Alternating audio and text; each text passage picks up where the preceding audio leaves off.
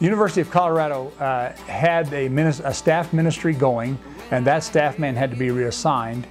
And so I met with Sam, a freshman student who volunteered to help keep that ministry going.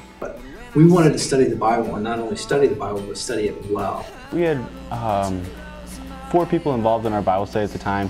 We all really enjoyed it, and it was all just a blast. And so we wanted to continue, and so we partnered with another Bible study to make kind of one larger Bible study that would continue on. And what I liked about it was we went in depth, and we would discuss passages in length and into a degree that I hadn't had before in my life. They really had to own the ministry for themselves. No one was telling them to meet, no one was telling them how hard to seek God, no one was pushing them in their walks, no one was pushing them in their accountability or their pursuit of holiness. And so through that, I've really learned how to study the Bible.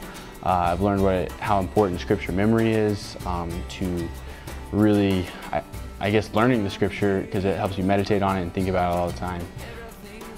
I think the benefit of having different staff come and coach us when we were on our own would be that they taught us different tools that we could use for our Bible study or answered questions that we had, and also gave us a bigger vision than what we had. So I said, well, what if we get together and we'll talk about what you could do?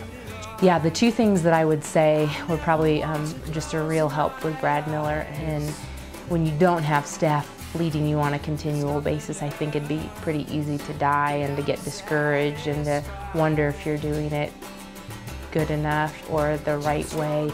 So I just think that it was so beneficial to them to have someone that they could say, here's what we're doing now, what do you think about that? Or to have Brad Miller say, we're really proud of you, thanks for just being faithful and persevering on this campus. And then after the course of a few years, God brought along another staff man, and so he was able to take advantage of their presence. The fact that there was students already at CU calling themselves navigators and seeking the Lord allowed for a very short learning curve on student culture, student life, how to reach the students here at CU. It gave us definitely the inside track on how to reach the other students that were at the campus. So then it became a bridge ministry from one staff to another. Drew brought vision, then he also brought organization to it and had a plan.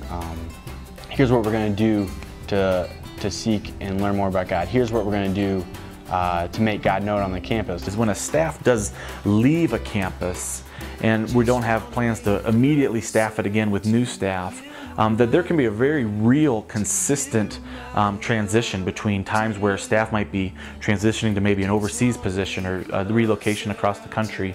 And a group of students or a professor or somebody in the community can really decide they want to have an impact right there at that campus, and NavFusion can come alongside and hope those people have the resources they need to make that possible.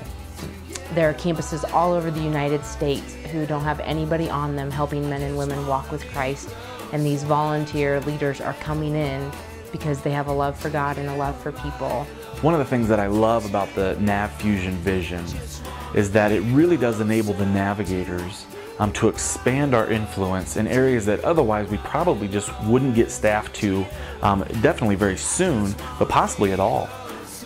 For people who are wanting to get started with a NavFusion campus but don't understand exactly how to do it, that's why NavFusion exists. That's why we have these coaches all around the United States who are willing to help. Our God is an amazing God with all the power to do whatever He wants, and He chooses to use ordinary, simple, regular Janes and Joes to do His work.